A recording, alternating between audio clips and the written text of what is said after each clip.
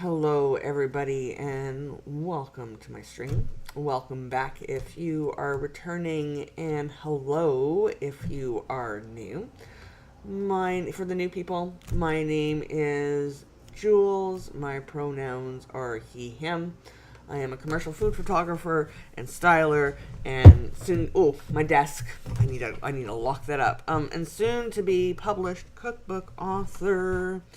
And every single Saturday, if you're new here, what we do is we grab our planners or our journals, and we spend an hour, or your art books, whatever. It doesn't have to be planning, but it's just grab something, and we spend an hour and a half planning our weeks, or journaling, and just talking, sharing, learning from each other, all that good stuff. If you're watching, say hi, ask questions, have fun. So normally this would be where I plan my upcoming week, because except for like the last Saturday of the month is when I plan my upcoming month. Usually I will be planning my upcoming week, but I might actually spend some time backfilling my planner today, because a thing happened. I gave a workshop on Tuesday about how to sell your book on your nonfiction book on proposal, what needs to be in your proposal, and answered questions, and it was great and it was fine.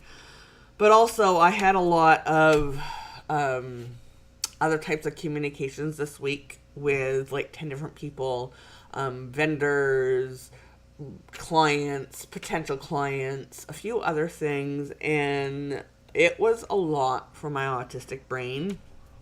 And I thought I felt good, like with still 2 spoons left, going to bed on Wednesday.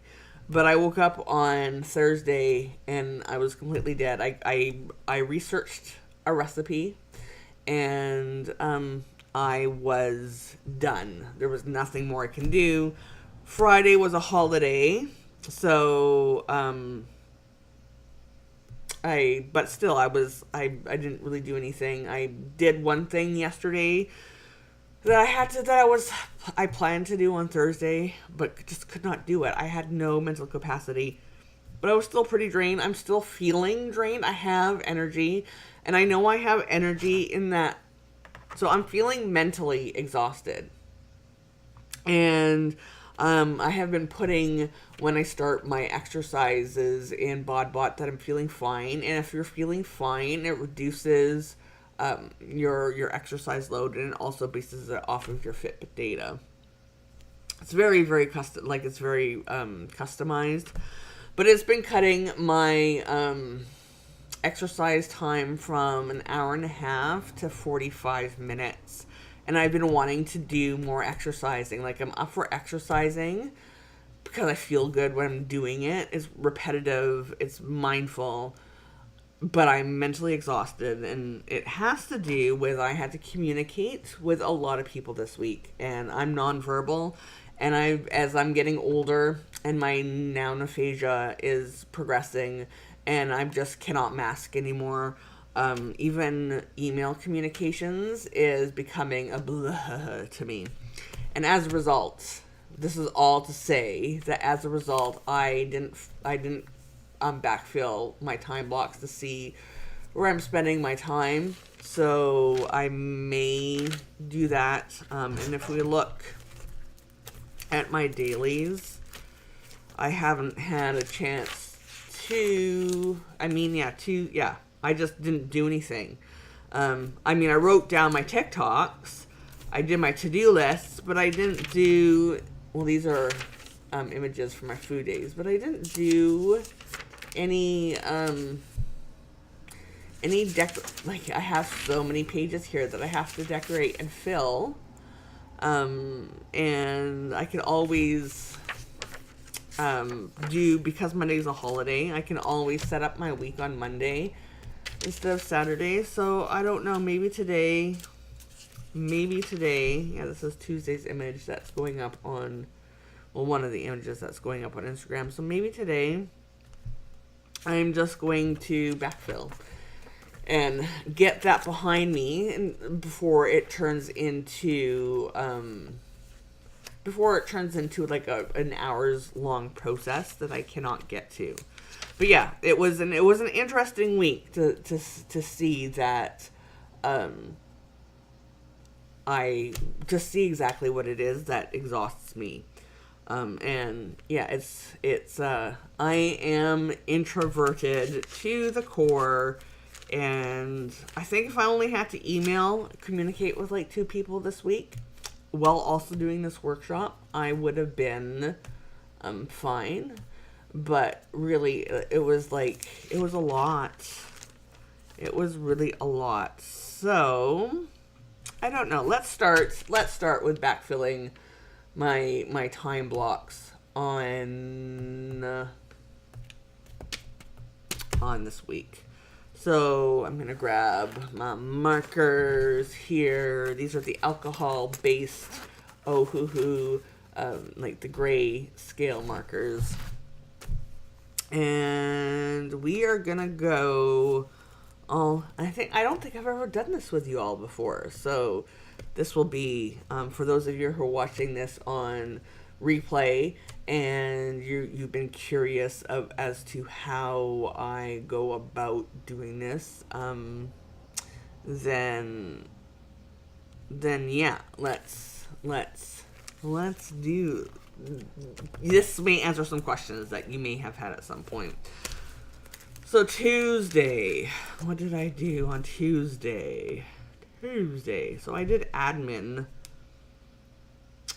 Oh wow. So what did I do? Oh yeah, I was doing tax prep. That was a lot. So it was basically all day until all morning. I was doing admin stuff. I'll color that in with, I use the BG050 for admin, and I use the N52 Tombow to outline it when I'm done. Gosh, I really love these colors. I just love how pale they are. Let's grab my Tombow. There you go, N52. Upside down. N52. Okay.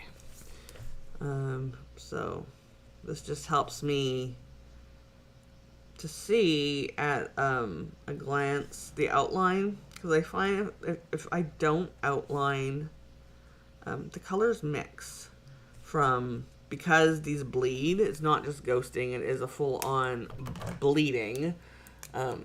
Doing the outline helps with stuff. I think while I'm here though, I can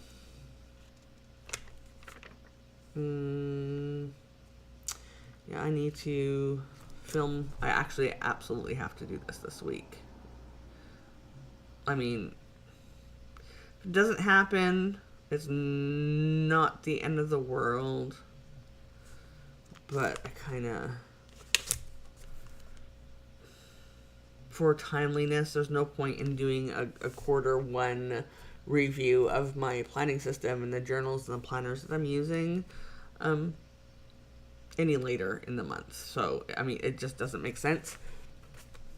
And this week is also an admin week for me, just by circumstance, except for I have like a food photography meetup business thing happening on Wednesday, which is interfering with my write-in, which is fine to some degree. I will maybe write this out later. I just transfer these tasks over. Oh, hello, Anomic. Nice to see you. It's really nice to see you again. So because you're tuning in a bit late, I'm just gonna back up a bit. Instead of planning my week ahead, because I had a really bad brain week, I am backfilling my journal and doing some decorative today because I just need to have a chill day. And then I might at some point start planning my week. But because here in Canada, Monday is a holiday, I think that I might just like do the majority of my week ahead planning on Monday. So today we're just kind of taking it easy, doing some more laid back, chill, like replenish our spoons type things, because I had to do a lot of peopling this week, and it was difficult. It was really difficult. So how was your weekonomic? Anything new? Is there anything coming up that you're looking forward to? What are you doing today? Are you just having me playing in the background? Are you journaling? Are you arting, doing art? What are you doing? Wednesday. Seriously, I totally crapped out this week. My brain is just like, nope, we're not doing this. Yeah, Wednesday was all admin. Wow. That's maybe why my brain is also tired. So back to my colors. I took a break too, so because I was feeling it. I was feeling it. And I think also, like, even though my to-do lists look pretty short, that sounds good to chill vibes, says Anomic in chat, for those of you who are not following along. I think, like, I did tax prep for, birthday was this week, and my daughter's birthday is this week. Awesome. Happy birthday to you and to your daughter. Today is my youngest. I have 2 kids. They're adults.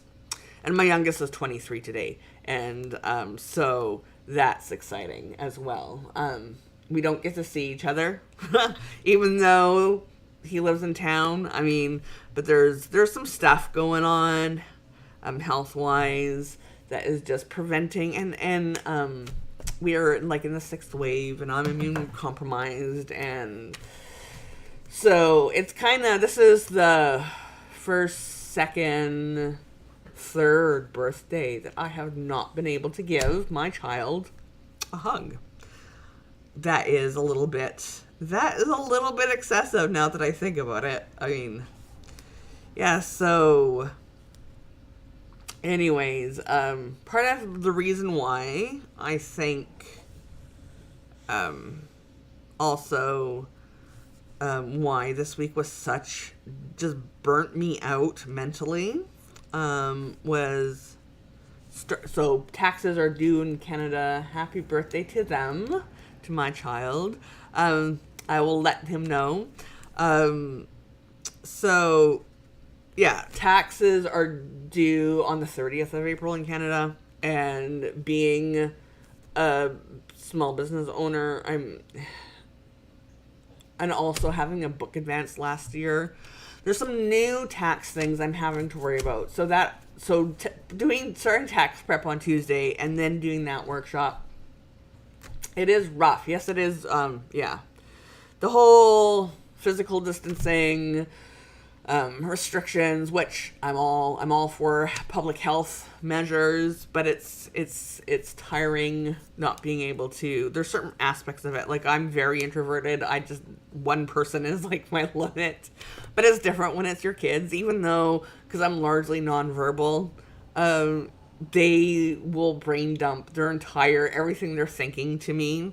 And listening to them, I love it. I love that we have the communication that we have, but it is tiring. But I miss it. I miss I need to hibernate for a week now after listening to you tell me everything for 2 hours.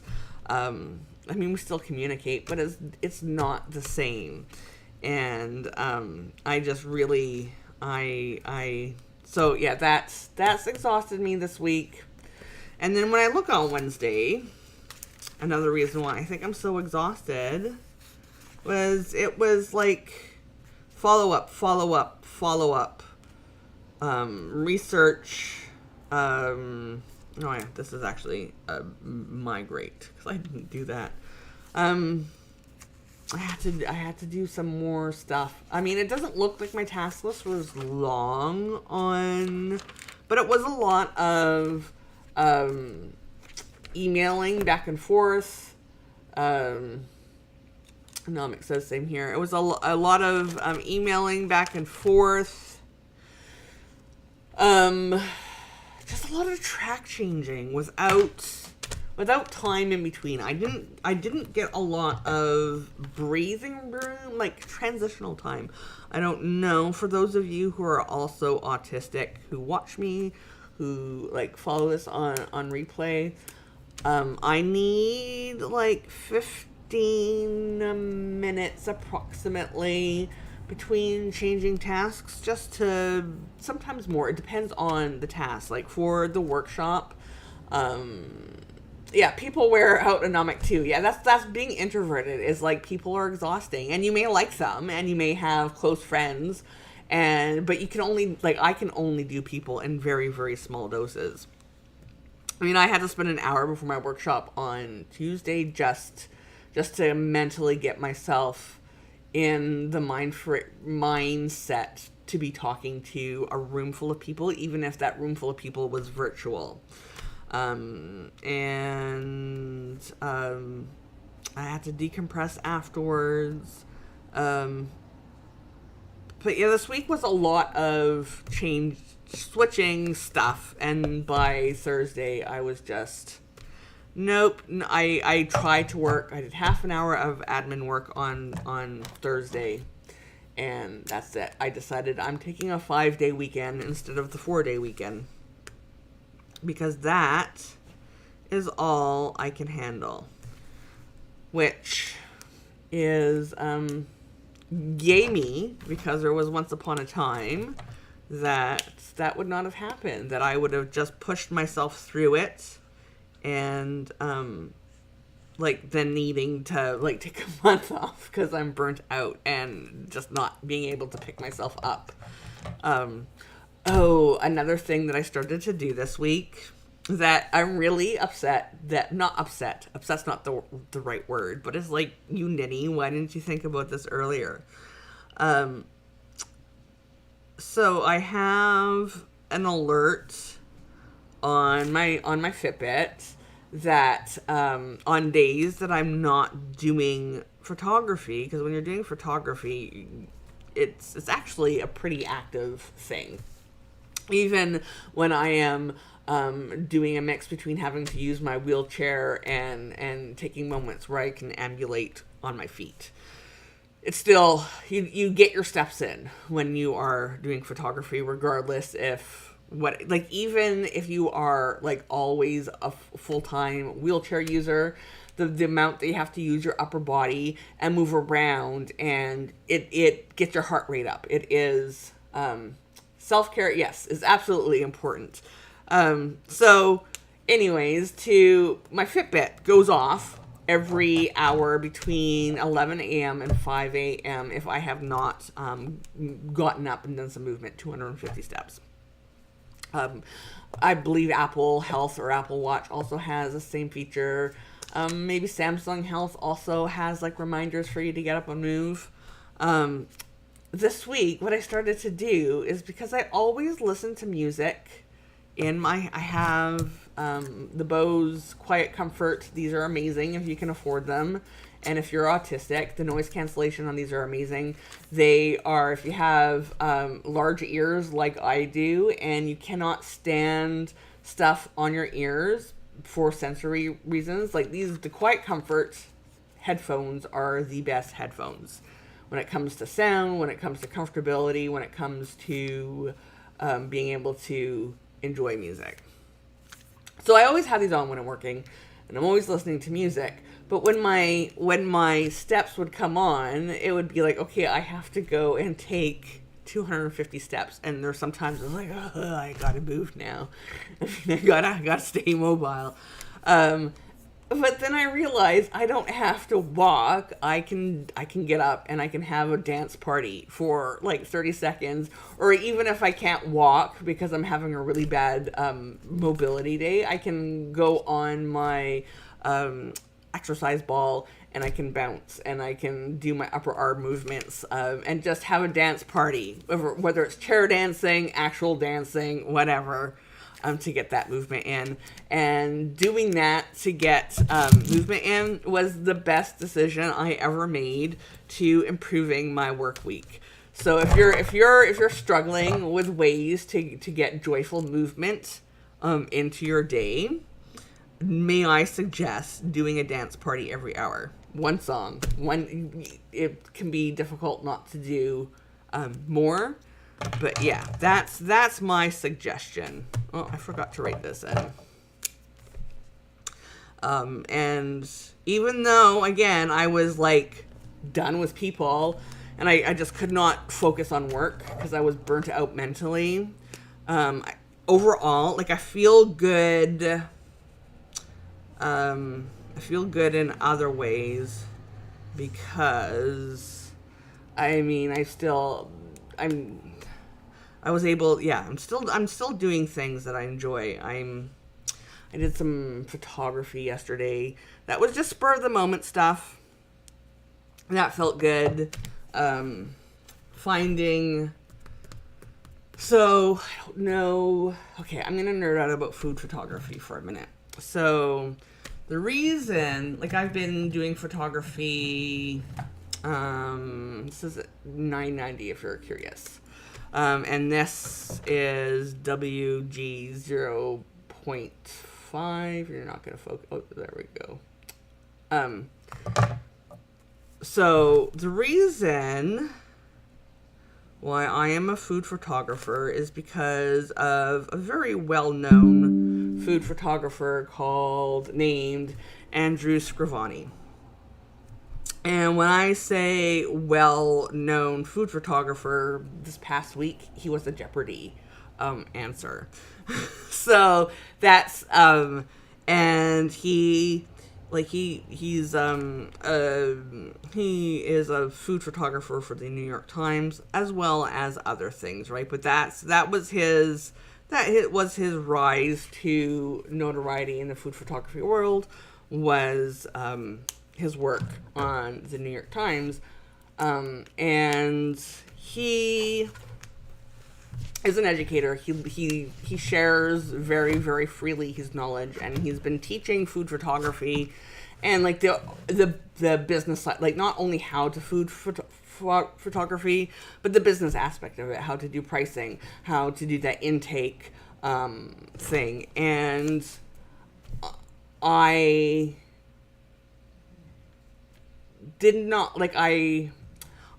see myself in food photography because the style that you see a lot is very light and bright and airy and could be described as feminine, which is a ridiculous thing. You should not be gendering photography, but it was what I was seeing was very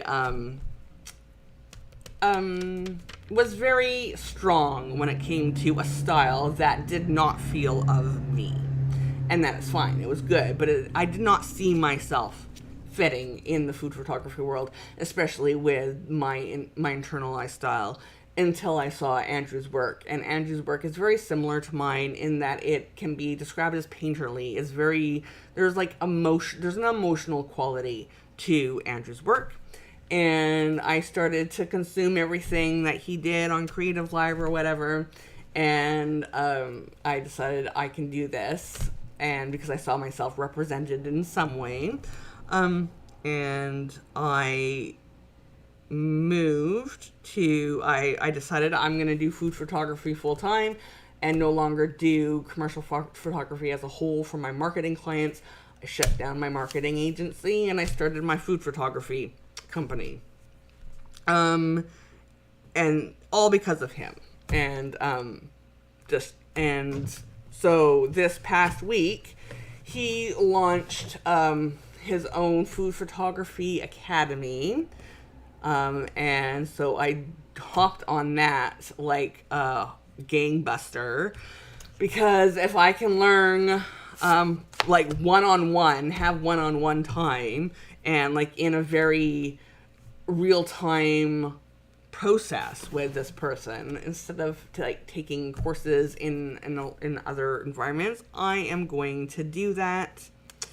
And let me tell you, it was, so yeah, that was, he launched it on Wednesday.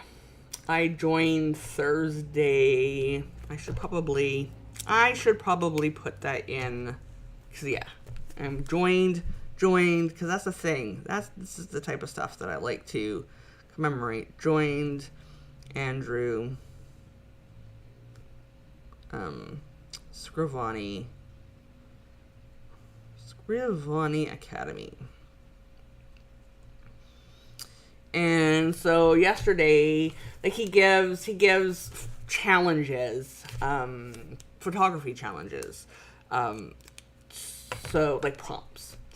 And the prompt that he gave yesterday was to shoot something like food, an abstract, but in an abstract or unusual way, and whether or not the food item was recognizable was completely up to us. And so that is what I got to do yesterday.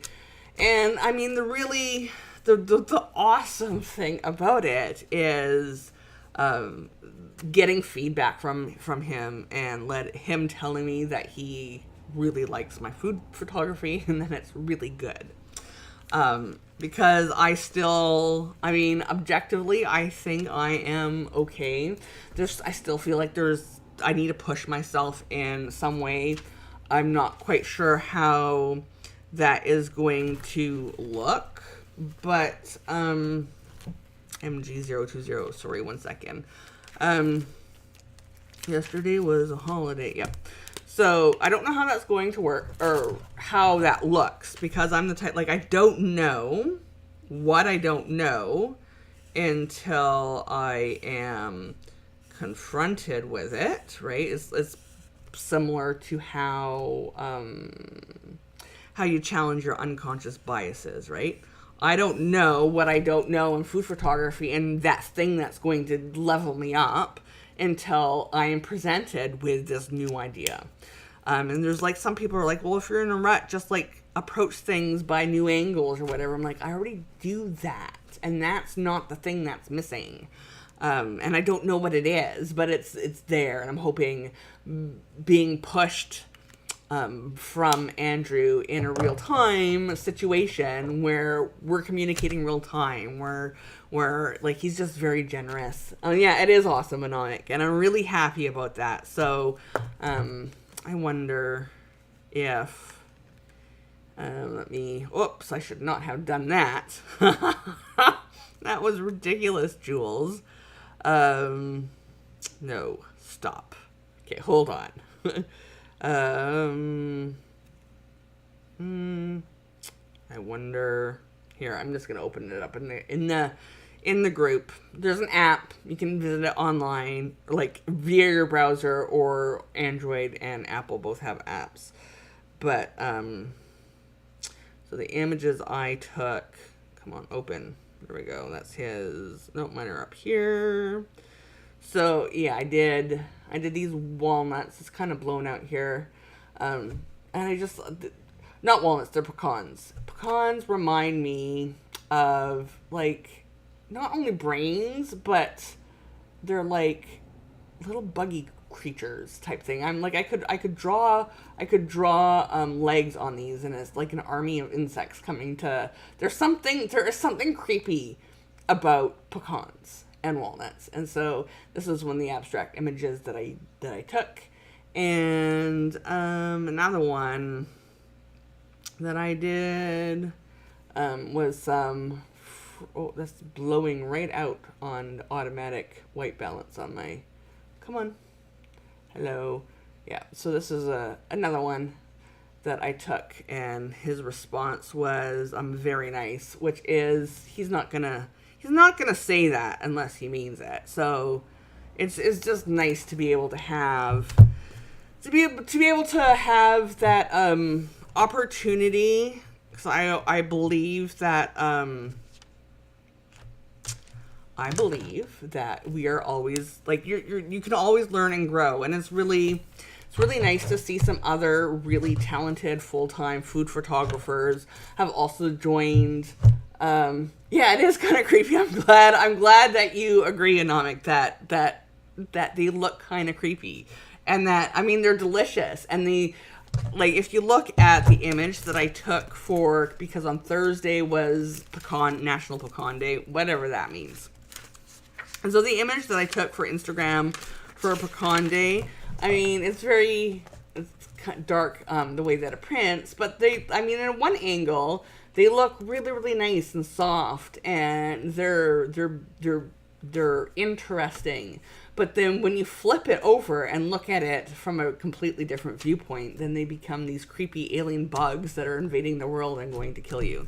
And that's the type of thing that I would not have, even though I'm always constantly shooting in different ways and new ways, approaching subjects in, like, intentionally approaching subjects in ways that I normally wouldn't, to see what will happen.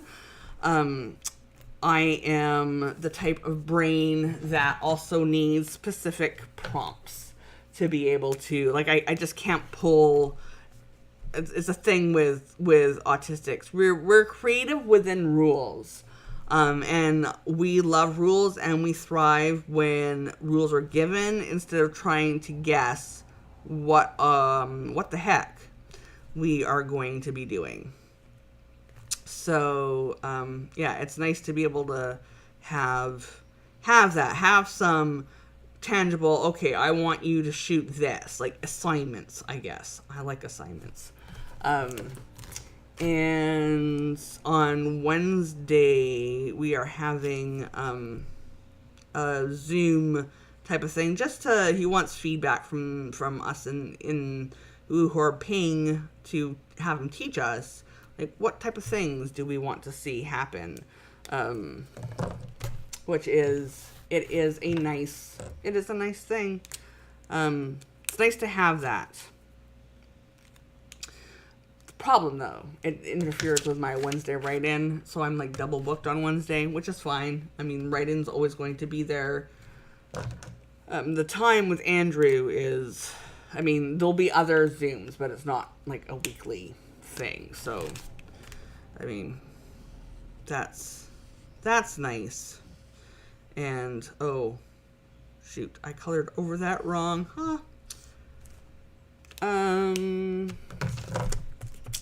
I'm actually gonna commemorate that Andrew complimented my images. Andrew Scrivani said, my photos are very nice. Very nice. So, let's do some stickers where are we? That didn't take me as long to fill up as I imagined it would. So, sorry, that was awfully close to my mic. Did not think about my mic placement there. I want to first, let's, like, self-care. And there's lots of self-care things on here. This is, oh, yeah, I'm tired. We'll use this for I'm tired. And what else? What else says I'm relaxing? I don't even know. I should have, like, what did I do? Oh, I binge watched Doubling Down with the Doricos on Discovery Plus, because there is something about having multiples that this one says doing stuff that I have a love-hate relationship with reality TV, and Doubling Down with the Doricos. I think one of the things that I like about it is that it's a show that is allowing, it's not unapologetic in this family, large black family, that is probably faces a lot of negative stereotypes for, like, don't you know that birth control exists and all this other stuff, that they are unapologetically Black Pride. They're teaching their kids unapologetically on a television show about the history of the civil rights movement in the United States, and enslavement and segregation, and how it continually affects Black people in America. And I like that that is being showcased on a channel. TLC is, if like for people who watch it outside of Discovery Plus, that is like the home of Counting On and some other more exploited, like the Amish show that they do. There's a few, like, oh my god, like the what is it? It's like My 500-Pound Life. It is gross. It is exploitative, and TLC, yes, does not have a great history when it comes to how the type of things it decides to platform, the type of negative, we'll just say negativity that happens on that platform. So it is nice to see something that is not that is unapologetically calling out like white supremacy, and seeing a Black family thrive in ways that challenge stereotypes. So that made me feel good to watch that on Thursday. Oh, let's do some bunnies for yesterday, because it's weird to say that Friday was only yesterday, because seriously, the last 2 days, or this past week, these are all from Sticky Club, by the way, if you're curious. It has been, sometimes days feel like years. That has been what has been going on with me this week. Like, I just think, like, wait, I just did that yesterday. Let's do some more deco before I go on to decorate my days and just have fun there. There is some stickers for sure that I want to use that I keep forgetting that I have. Like, maybe, no, it's not in here. Let's put these bunnies back. And this, I actually am going to put it down now before I forget. Yes, it is. Yeah, Anomics is saying that it's better than their usual fare. Much better. And I hope that it is a sign of change coming, because TLC used to be really good when it was the learning channel, like when I was growing up. I mean, Trading Spaces. It was like the home improvement place before HGTV came along. And it was just one of those things where I did some shopping. It was it was a place where you went to learn. And then it became TLC, and it became a place where you exploit people. And I just not a fan of that. Not a fan. Oh, Honey Boo Boo. Like, that's another gross show that was very exploitative. Exploited people. So it's nice to see a show that is not exploiting people, and giving this family an authentic voice, and allowing them to unapologetically challenge people when it comes to things. Anomic also remembers, like, Trading Space, like, being TLC used to be good. I mean, it used to be good. And I'm just hoping, with everything that happened with that family that we're not going to name, because, but you know, I think you're probably all well aware of recent controversies with some of the people that TLC decided to platform. They like their bigots just as much as a lot of other places. I'm hoping that there will be some change in the. Oh yeah, What Not to Wear. That was another really good show. Yeah, I liked What Not to Wear. And wasn't Queer Eye also on TLC? Like when it was the Learning Channel. There was a lot of shows like that. There was a lot of they were good shows that were they were good shows, and then they decided that we're going to be trash, and we're going to showcase things that are harmful and be mean to people, and I'm just not a fan of that at all. I did some photography on Monday, so I'm gonna put this sticker. I wish. Yes. So I'm assuming anomic the yeses to Queer Eye being on TLC. Anyways, that's that. What else? Canada's Got Talent is still good. I started watching Servant.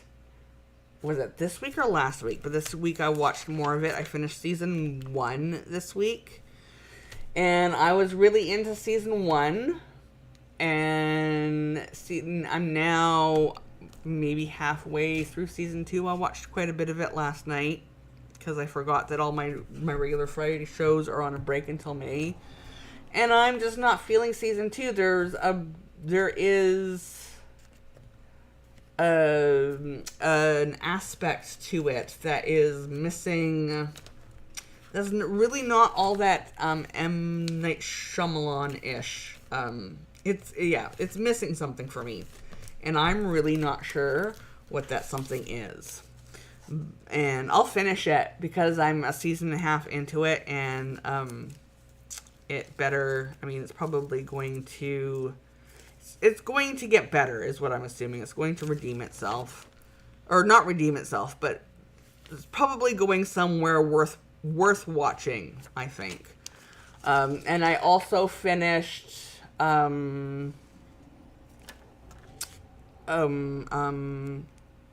is it called? Severance. Yes, I also finished Severance. And let me tell you, I am not a fan of season. Okay, that's too big. Not a fan of cliffhangers. Cliffhangers need to be outlawed. Unless, like, cliffhangers are fine for mid-season finales, but not for like season ends. I'm not a fan of that, and I can see a lot of the shows that I'm watching a lot of shows that I'm watching right now seem to be going in the way of cliffhangers, and I'm gonna be upset. It does not make me want to watch the next season. It makes it like it. I lose goodwill towards the showrunners when they do that. I'm not a fan. Other people seem to enjoy them, or at a minimum, cliffhangers do not bother them to the same degree that I just have no patience for them. And it also, like, it makes me wish I had put off watching Severance until it was, like, done, and I didn't have to worry about, I wouldn't have to worry about that. Okay, when's the next season happening?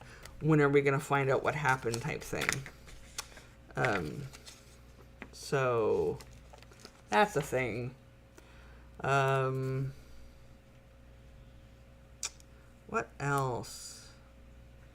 There's like, I don't know if I like that. Too bad. It's down. It is down. What else can we talk about? Is there anything you all are watching? And Mike, is there something that you're watching that you're really enjoying right now? Is there something coming up because the season or the summer season is happening soon? So there's shows that I'm looking forward to. Can I name them right now? No, I cannot. But doesn't mean I'm not looking forward to stuff that's coming up. So I have so much decorating to do. So, I mean, I did my journaling on Sunday, but I still have to, like, last Saturday. That is how far I did not have brain power to do. And I think maybe that may be a bit why I am feeling so blurg, is because these small little tasks that I tend to do, like I find little catching up on Blacklist. Yeah, I need to watch that. I keep hearing good things about Blacklist. Oh, another thing, we've decided we're not going to finish watching, and we understand that we are in the minority opinion here, but we have decided Our Flag Means Death is not for us, which is fine.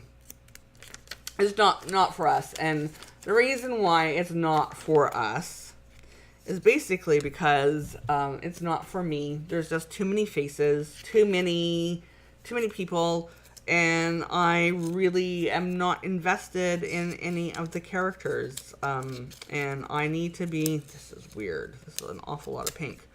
Do I even want to use that? Can I put this? I think I might put this in a bundle. I'm gonna put that aside for a bundle, for like an extra thing that I give to somebody. Actually, it works. Let's just do it. Let's just go with it. Yeah, it's too much. Too much input for my brain to be able to watch it without getting a lot of anxiety.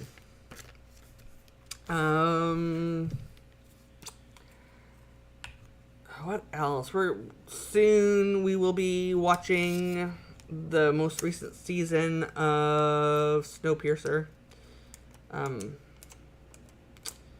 Okay, I did a dumb thing. I'm gonna just do it on here.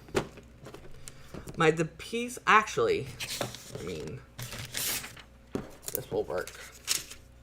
I had this set aside for something else, but it will work. I am hoping that the way Grey's Anatomy is going, that it's leading up to being like, oh, we're going to be entering into our last season next year. Because, I mean, Grey's Anatomy is not it is still holding its own, but how many more, I mean, and I'm pretty sure, what's her pickle, who plays Grey? What is her name? I can't believe I can't remember it right now. I think she's pretty much on board with it being canceled. Not canceled. It would be, because it's been renewed for one more season, with not renewing it for a further season, with like ending it gracefully. Because I think it's pretty much outlived its, it's outlived its splendor.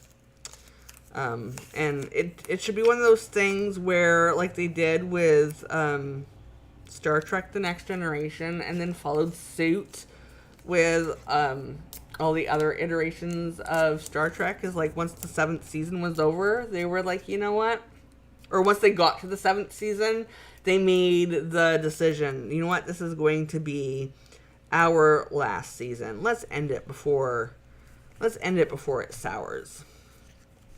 And I think they need to do that with Grey's Anatomy. And hopefully ABC is like, okay, we're going to get out. Yeah, Shonda Rhimes, we know her. That's another thing, speaking of Shonda.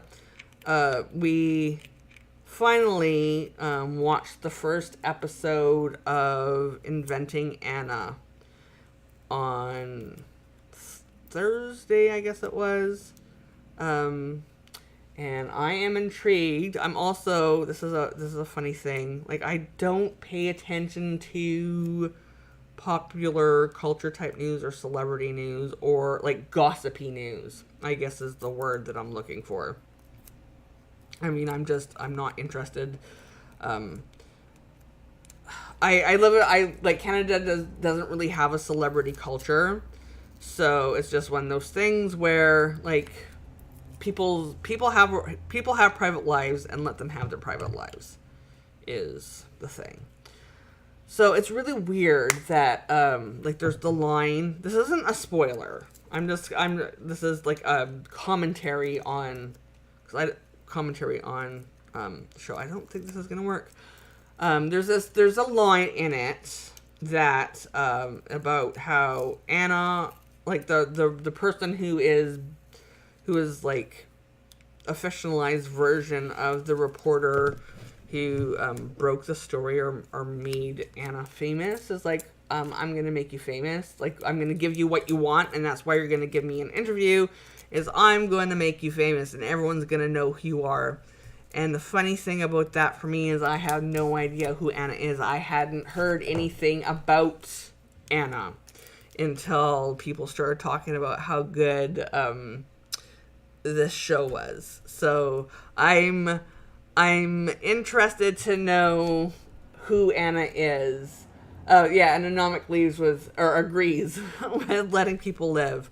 It's one of those things. Yeah, it's like I mean, regular everyday people. I mean, I just don't let people have their lives. I mean, they're doing a job. Like, why are we lionizing them for doing a job?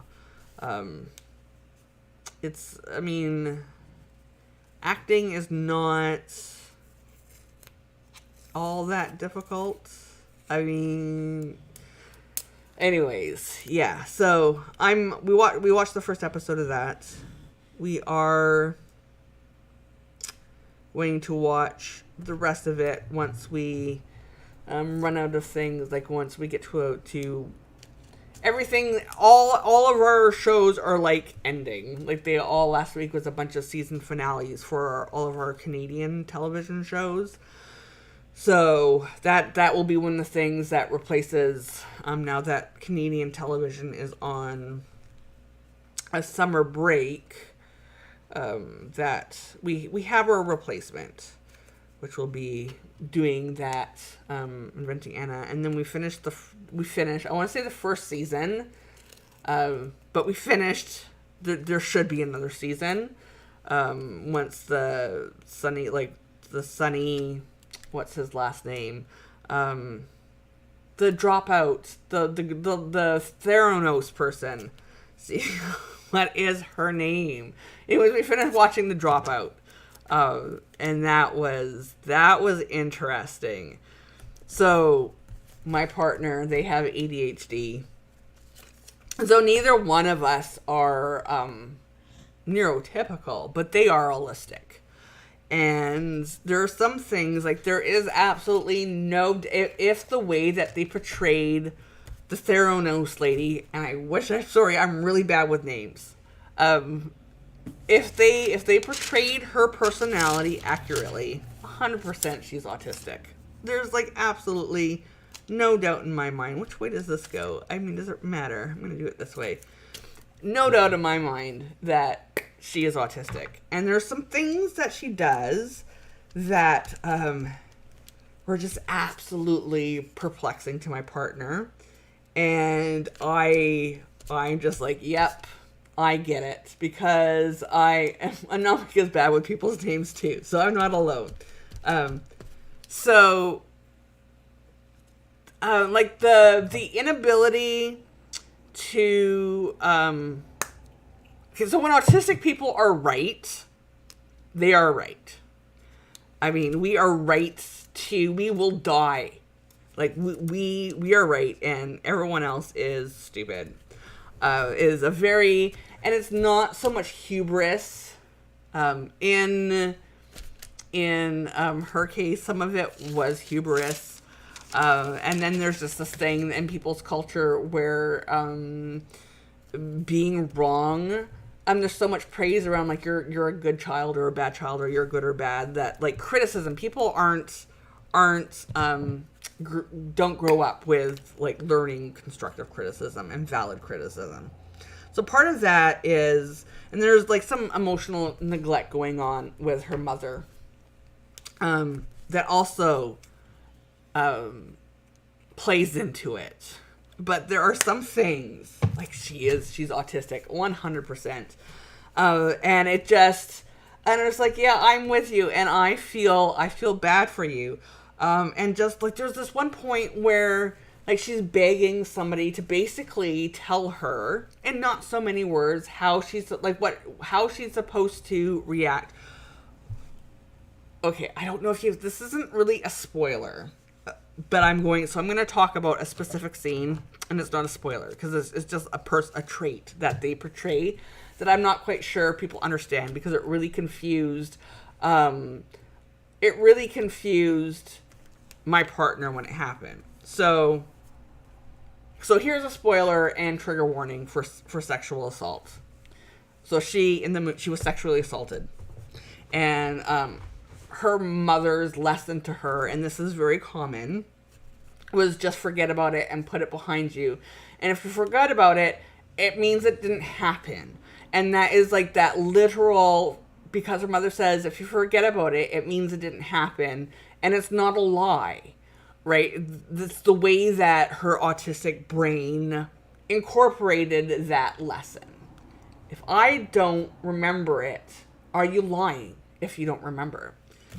And so, because autistic people have a problem with lying overall, autistic people are honest to a fault. But she was taught, like this was, and it's the whole mimic thing, like autistics are mimics. We interact with the world, with how the world interacts with us, but we mimic it back in a way that is like that autistic off-center, off-kilter, off whatever thing. And so you could see her, like she knows she's about to go to trial, and her mother's disappointed with her, and like she says to her mother very, very like matter of factly, because she is honestly making an earnest effort trying to figure out how what she's supposed to do, how she's supposed to feel, how she's supposed to react, how is she supposed to navigate it, because it's a brand new situation and you cannot extrapolate previous experiences to this one. She needs a guide, and she tries getting that guide from her mother, and her mother just like, oh, you're a horrible person, and furthers the abuse for her asking an honest question about what she's trying to figure out. And it also like really confused my partner. I'm like, no, I 100% what she's trying to get through. And then all of her I don't recall responses when she was being deposed wasn't her purposely like going out of her way to lie. She was taught that if you do not remember, it is not lying. And like that was how she was taught to perceive the world. I'm not condoning it, because we all know that, but yeah, it was just one of those things where has somebody answered her question and let her know that in those cases that an act of omission is the same as a lie, she would not have responded that way. At least, like, I mean, I can't say that in real life, but like that's how the situation would have played out differently had somebody told her, just based on all the other ways that you can see her trying to elicit from people, like, how am I supposed to react in this situation? Who am I supposed to be? That had somebody told her. No, it is a lie. An act of omission is a lie. So anyways, I found that fascinating. I have empathy towards her. What she did was horrible. 100%. Her actions. I mean, it was fraud. 100%. And I'm not at all like being like, oh, hey, she should go off scot-free.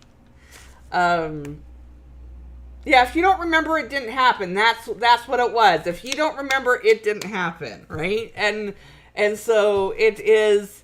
She was taught that, and she came about those responses very, very earnestly. And I would not be surprised if she actually like compartmentalized those experiences and wiped them from her memory. And again, it's one of those things where she did a fraud. She absolutely did a fraud. People's lives were put at risk because she did a fraud. But people put her in a situation where had they been honest with her earlier and said, "Hey, what this is bad, and we need to backtrack," but instead they kept covering up for her, and they led her in directions when she was earnestly trying to get tell me what to do, like in earnest ways, and people failed her. So it was very much a mix of she did it bad willingly in some impetuses. She was I cooked on this day, so let's see if I can find some cooking. She did a bad, and people failed her, and I have empathy for that. I have empathy for villains, because a lot of it's not really so much that she's a villain, but she is very much a product of her environment. Sunny was horrible to her. There were some scenes that were really, really difficult to watch. Their relationship was toxic, and I don't know. It's just. And it's just one of those things where I think that unless you're autistic, because every autistic person that I know, don't want to say it. There's one person I know who has had a problem with the way she was portrayed. But by and large, most autistic people that I know who have watched that and whose autism manifests itself very, in very similar fashion, have a lot of empathy for what happened. Elizabeth Holmes, that's her name. What happened to her, while also being like, yeah, you did a fraud. You absolutely belong in jail. And just other things, like how quickly she moved on to like a different relationship and mimicked that other relationship. And I'm like, yep, that's a fact. That is a fact. That is how it happens. You can be heartbroken in one moment, but because it's really easy to love bomb autistic people, and this is one of the reasons why autistic people are often find themselves in abusive relationships, or people like in situations where they are taken advantage of, is because we don't understand that sometimes when people are being nice to us, they have ulterior motives. And so they're being nice to us, so we are going to be nice and generous in return. And we don't really remember the bad things that happened in the last relationship, because it's kind of works similar to object impermanence with ADHD, but it's different in some ways. But it's basically what we put out, what we get, and it puts us it sets us up to be in situations where we can be easily taken advantage of, and that is what happens. And I like the way that they portrayed that. And there's going to be some people who just think she's absolutely horrible, and I'm like, no, she's autistic. She is not horrible. I can absolutely 100% see the mechanism, the thing that resulted in that. I'm trying to find something to decorate less. Oh, sorry about that. Easily manipulated sometimes, yeah. Sorry about that crash. My headphones fell, and that was not... Oh, you know what? I think This is like, okay, this right here, is it like focus? It kind of is a little soft focus. Social cues can be missed. Absolutely. All the time they can be missed. I mean, we're also watching the Julia Child series, Julia, right now. And she was like blatantly homophobic. And it wasn't, I mean, part of it is society was blatantly homophobic, and casual homophobia and queerphobia and transphobia happen all the time in the 60s or whatever. And so, like, certain terms used to talk about queer people, whatever, like this looks like a heart, like an actual like physical heart to me, but it's like a lighthouse with cherry blossoms. So this is a social cue thing. So Julia Child was homophobic blatantly, and not just like the casual homophobia of society, until the 80s, until a lot of her queer friends started to die because of AIDS, complications of HIV/AIDS. It's well documented. She was sued for it a few times because she fired a few people once. She learned that they were queer because she didn't want her brand to be tarnished by that. I mean, it was okay for her to have queer friends. It's not okay for queer people to work for her, is basically what it boiled down to. Sorry. On Twitter, I made a comment about how I'm not happy with how they erased her homophobia during. I mean, there's a really well-known incident of her homophobia when she went to San Francisco. And the most recent episode had to do with her trip to San Francisco. However, they downplayed her homophobia, and a lot of the things that she said were attributed to Paul. And again, that was also Paul is her husband, for people who don't know anything about Julia Child. But it was also like very watered down. And when I made a comment about it, like somebody, because I don't see, like I cannot read faces, body language, subtle social cues are beyond me. And somebody like pointed out, well, I mean, it was subtle. They like her uncomfortableness and whatever. I'm like, but that's not. Yeah, she was very, but she's like, and my beef with it, Anomic, is that it would have been a really good arc for how she changed and developed as a person, because people are complex. And I like complex stories of people. I mean, everyone has the ability to learn and change and improve and be better. And Julia Child was very problematic. She's a problematic fave for a lot of people, even queer people, because she was a queer icon. I mean, she was like, like Friends of Dorothy. There was also a similar feeling with Julia Child. She was queer. She was this big, tall woman with a lower voice. People loved to do drag as Julia Child, but she was very queerphobic. And she changed. She evolved, and I wanted to see that story. And so instead, there was two episodes in a row where they could have dealt with the fact that she was very queerphobic during this time in her life, and use that as part of her character arc. And so the comment to somebody was, well, they did do it with some of her cues and like how they displayed that she was uncomfortable in certain situations and with certain people. And I'm like, but that's the thing that really bothers me, because it downplays.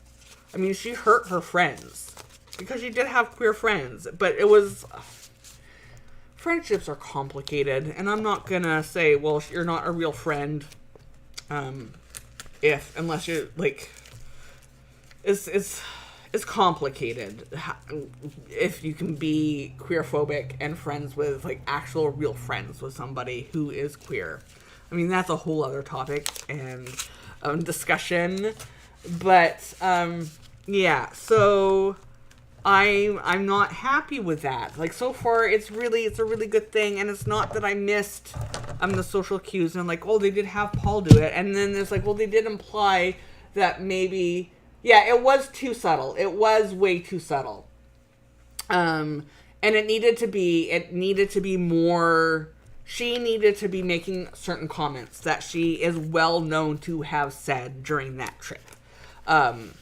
And they needed to be more overt about it and make people unhappy with, but also learn. And maybe people would have been calling for her cancellation if they did that, because, I mean, there is this whole, let's not say bad things about people posthumously or whatever. But I personally, as a queer person, think it would have been a lot better to show her ideas evolve, her learn more about queerness and what it means to be an ally, and her actually doing, like, she did a lot of what's not protesting, advocacy for the gay community in the 80s, and that's an interesting story. Them kind of like playing with whether or not she may have, or Paul may have also been, were they also queer and they were closeted? I mean, they just did things that were not authentic. And to me, I mean, I'm still gonna watch the show. It's not enough for me to be like feeling like, oh, the show's fake, because they do that with all biographies. I mean, Shonda Rhimes with Inventing Anna is like, this story is 100% true except for all the things that we made up. And that's how it is basically with all of these like biopics or whatever. They're all 100% true except for the parts that they make up. But there are some things that I don't think should be made up or like erased, and I think that was one of them. But it is a good show, and I'm enjoying it.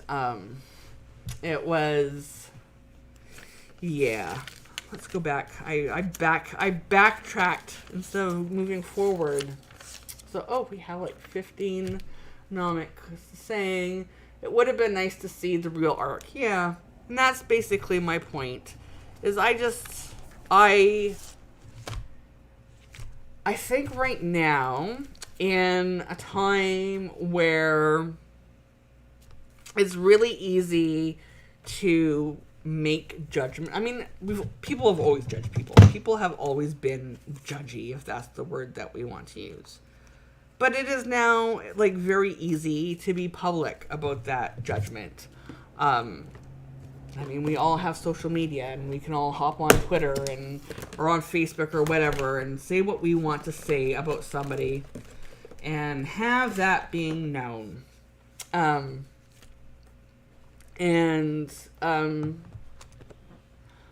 I think it just would have been really nice, because I think a part of the stuff that is missing is demonstrating in a time where it's really easy to make judgments of people.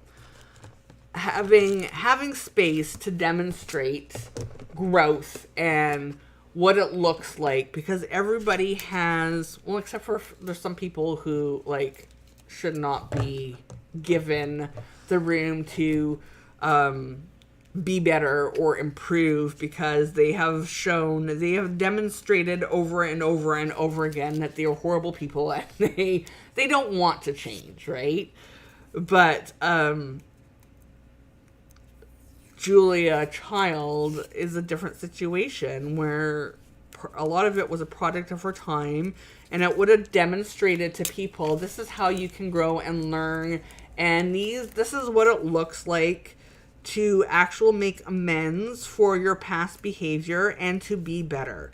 This is what it looks like to be problematic and say, oh my goodness, I was wrong and I've made mistakes, and I'm going to make a promise to be better, and then to actually be better, like to show that, because people need that. I'm a firm, and I think this is like in Canada, the justice system is based on, it's not based on punishment. Yeah, some are a lost cause, and not exactly. The Canadian justice system is based on the premise of rehabilitation, that everybody, well, not everybody, the majority of people have the capacity to be rehabilitated, to be better, and to learn from their mistakes. And making mistakes is actually how we learn. I mean, we have to make mistakes. That is like fundamentally how humans learn, is by making mistakes and by testing stuff out.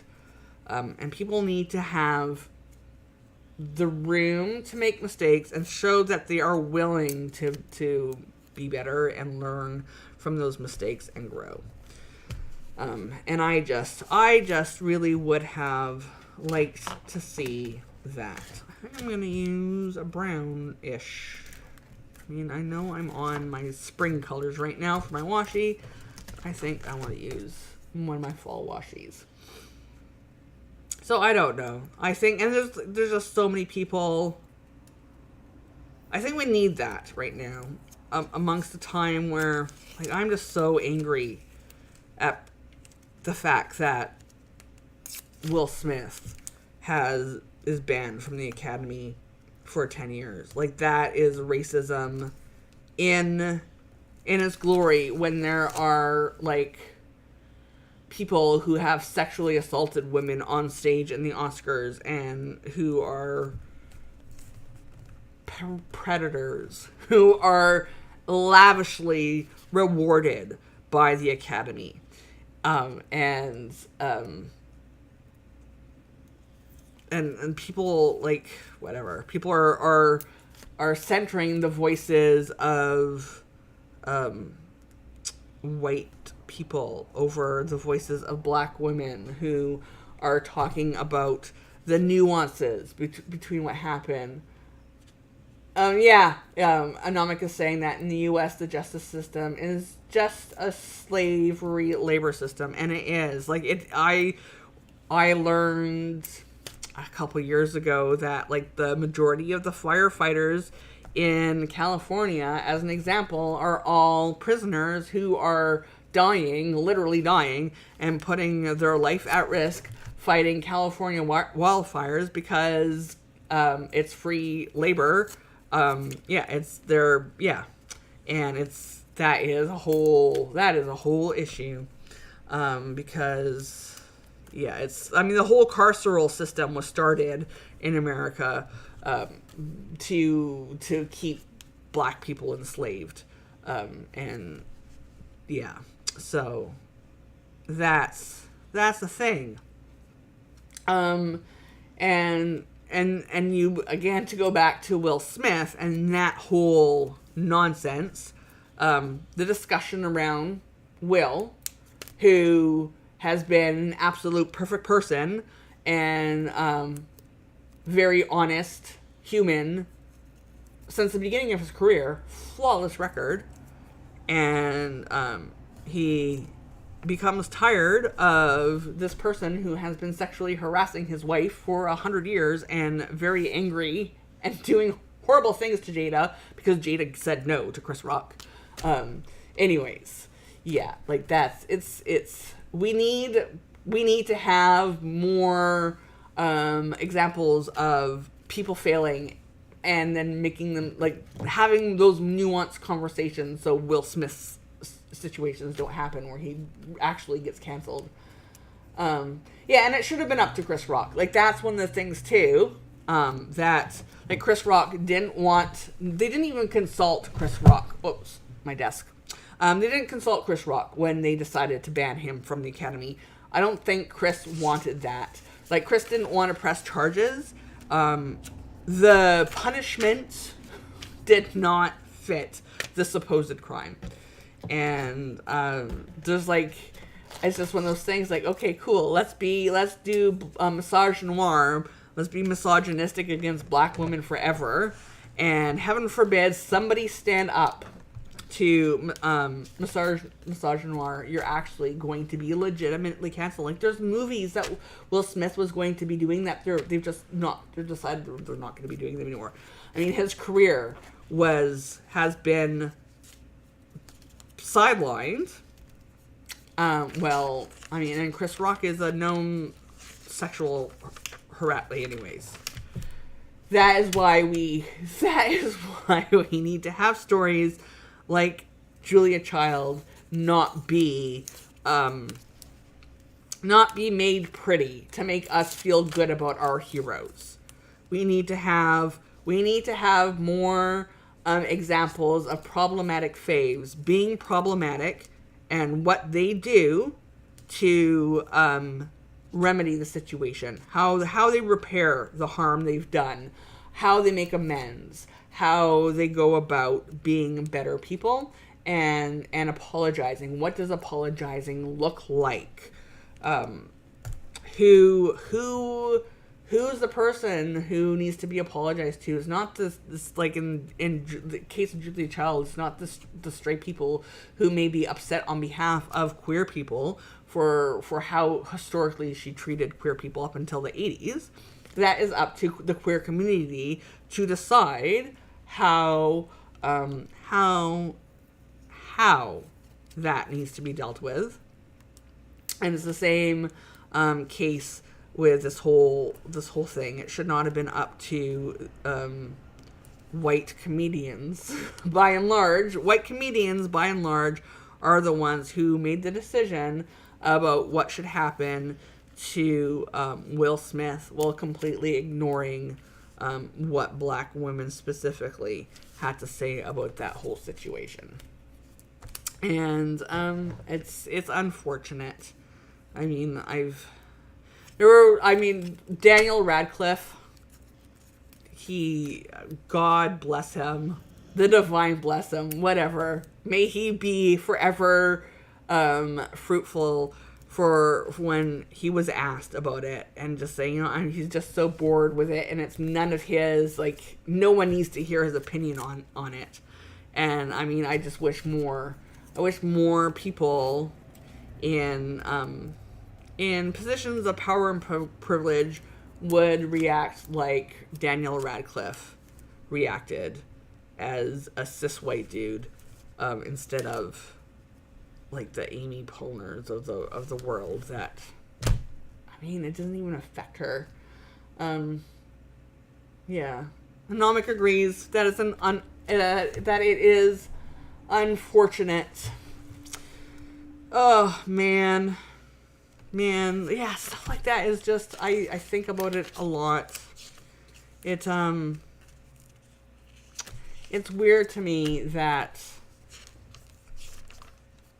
yeah, we need, but this, I mean, I love social media, and I love how it brings, like, we can have conversations like this. Like, we have the planner community is great, and that's, I mean, we all get to do this, but at the same time, man, we need to be able to have more nuanced conversations about this stuff. We need to make room for people to be allowed to make mistakes. We need to make room to listen to the voices who are actually affected by it and are not misappropriating words like triggered. Yeah, it's unfortunate, and it's a bother. Okay, I still have to decorate the week before as well. That's kind of blank. Oh, we have about 6 minutes left. Let's see if I have time because I still have a lot of pages here to decorate. You know what? Let's do this. Let's add some more stuff. After this is done, I'm gonna make no, actually, I might not. I don't know. My dogs, they're snoring on the couch right now, and I keep looking over to them, and they have the right idea. But I'm also... Do you ever have this where you don't know if you are actually tired or if you have a bunch of pent-up energy inside and you need to do something? That's kind of where I'm at right now. I'm torn between, like, futzing around in the kitchen or, I don't know, maybe I'll do an art project. I don't know. I'm torn between I need to do something today that is kind of physical. Maybe I'll exercise early. I don't know. Versus am I still subscribed to the sticker box, the sticky sticker box? Yeah, I still get sticky, club. It's, I am not subscribed anymore. So I still get the sticky, vintage pack every month. And they just bumped up the price to $12 a month, which makes it worth it.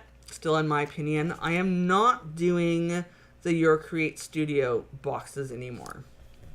And the only reason why I'm not has to do with the fact that, like the March box that I just got, was severely under... Like, there was, like, maybe 4 or 5 things in it, and I watched other unboxing videos, and their boxes, like, had way more stuff in it than the one... Like, they're not consistent with what is in your creative studio, which is fine. I understand why it happens, because I know the process, and also, now that I realized where they get their materials, like, I'm pretty sure they may get it from the bad place, Alibaba. And then, so it's basically paying, like, the whole green trail of them buying stuff from Alibaba, and then, like, that shipping, and then them boxing it and putting it to a distribution center, and then again it gets shipped again, going from the warehouse to me in Canada. It's like being shipped 3 times before getting to me. And then I found the stuff that I like in those boxes on Shein, or is it Shein? And I have that unboxing video. So I've decided that I'm going to buy stuff that I like that are like of the bigger stuff directly, and skip 2 of the shipping routes. And some people may say that, well, it's still coming from China at some point, and they all are. So I'm just, it's one of those things where, like, if there was a Canadian alternative where it's all being produced and made in Canada, or the United States even, preferably Canada, then that would be different. But I'm cutting down a little bit on the whole shipping carbon. A lot of stuff that I was, like, these I got off of Amazon. And it's the same thing. They got these either from Alibaba or Shein, the seller on Amazon, and it is like marking it up, and it's still cheap on Amazon, but they're still marking it up, and it's being shipped multiple times before it gets to me. So just for carbon footprint reasons, I'm not doing the Your Creative Studio boxes anymore. But I am still doing Sticky Club. You're always worried about the boxes because it might have a lot of stuff I wouldn't use. And that's another concern with, like, the stationery box for March is all stuff that I will use eventually, even though it wasn't a lot of stuff.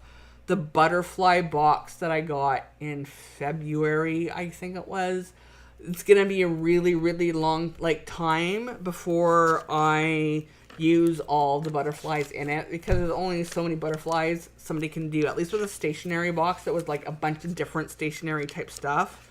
I used, let me see if I can go through. I mean, I used this is from the butterfly box the month before, but it's very rare that I use the butterfly box. But so this is from the stationery box. But all this stuff is stuff that no, this is Sticky Club. And this is like the Amazon stuff, and this is Sticky. But this is a mix of like stuff from these packages that I think were like $2.99 or $3.99. It is, how many pieces? It says on here somewhere. 120, I don't know. It's all washi. I'm going to open this up really, really quickly before we wrap up. So I got this package. You don't know, like you buy, it's like random boxes of stuff. But it's basically stuff that I know I'm going to use. And it has a mix of like paper and vellum at the back. And this stuff, it's all stuff I'm going to use. And so, if you haven't watched it already, I do have a Shein haul video. I should not unhaul. But I $50, and I basically, for $50, I got like 3 boxes if I was going to do your creative studio. The equivalent of 3 boxes, and it's all stuff that I'm using. So, or I know I'm going to use. And I just search antique in the stationery section and find stuff. Because that's another problem with, and I'm even finding it with Sticky. I love Sticky because it is supporting, like, a lot of the stickers are designed by artists. They may be printed overseas and shipped to the US, but all the stuff, and it never used to be, like, when Sticky started, Sticky actually would buy, like, bulk stickers on Alibaba and do the same thing. They still do with some of their stationery pieces that they ship out. But now they have moved to, like, these stickers. I love them. I will use them eventually, but they're all designed specifically for Sticky from artists. And so I'm supporting artists that live around the world by doing the Sticky sticker box. And even though I'm doing it in a theme, there's still a lot of stickers from Sticky that I'm never going to use. And sometime next week or the week after, I'm actually going to put together an unhaul video and sell off a bunch of my like Sticky stickers discounted on Etsy, because I have literally like shoe boxes full of stickers that I'm never going to use because of these subscriptions. So yeah, so it's one of those things where if you like, this is all mostly stuff that I curated myself rather than, oh, thank you for people watching. Anamika saying these look nice. This is also like stuff that I got from by myself that is in my aesthetic. So I'm still able to do, like, I like doing a mix of functional and decorative, and I just find sourcing it myself. Here's a note. Let's end it on this before my camera battery dies. I have about 15 minutes. Is like, so this is from the 5th of April, which I guess just over a week ago. A note to myself is like, there's nothing so important that it can't be put off until tomorrow except self-care. And it's one of those things, like, everyone's like, well, why put off to tomorrow what you can do today? We also have to remind ourselves that, you know what, if you're tired, put it off. Like, self-care is the only thing you can't put off. And that's, like, part of the why I do the decorative with my actual functional planning, is it's a form of self-care. It allows me to spend a few minutes every single day being mindful, and just making things aesthetically pleasing to me. And I have, if you didn't watch my flip yet for March, I mean, I get to do fun things with my, like, this is when I started to play Animal Crossing again. A bunch of bug stickers that are a mix of things that I printed off from an Etsy pack. And these are like flake stickers that I got from Sticky Club in a like subscription a long time ago that I kept, that I knew I would use at some point, but I finally got to do that. So I like when I have an opportunity to either make things thematic or just make it look nice. Like, I just like the way it looks. So I'm going to add stickers to my days and make it pleasant to be at work. I mean, these are just all things that I do to make. I mean, I work in a aesthetically pleasing field, being a photographer. So I mean, I might as well have my workspace be reflective of the fact that I am a creative. There's a lot of guilt that goes around by buying from Shein, especially because it is a fast fashion place, and I would not buy their clothes from them because it is fast fashion and used sweatshops and child labor. The stickers are printed in China, and even though the storefront is like, you're paying sales taxes in America or the US because they have Canadian and American offices, it's still coming from China. But at least that's what the create all those subscription boxes, they're either getting them from Alibaba or Shein, and you're cutting down on at least 3 like shipping carbon cycles if you're just going to do it yourself. I would recommend Shein over Alibaba. 1, because it's quicker. 2, because you're not going to be paying duties and taxes because they do have North American offices. So there's no hidden costs once you get your stickers arrive. And I mean, some things are a surprise, but at least you have, like, it'll be like unknown of like maybe 4 different types of music notes or something, right? It's a general, you have more control over what it is you're going to have, and you can guarantee that it's something that you're going to use, instead of figuring out, like, I don't know, when am I going to use this, and how am I going to get rid of it if I'm not using it in a way that's not wasteful. So yeah, that is us. That makes sense. See you next week. Have a good one. Yesonomics. See you next week too. Thanks for everybody who's tuned in, who's watching this on replay. Back next Saturday, same bat time, same bat channel, 1 p.m. Pacific, 9 p.m. in the British Daylight Time. And I'm hoping to have a Q1 review of my systems video come out this week as well. So yeah, again, until next time, thanks for tuning in. Bye.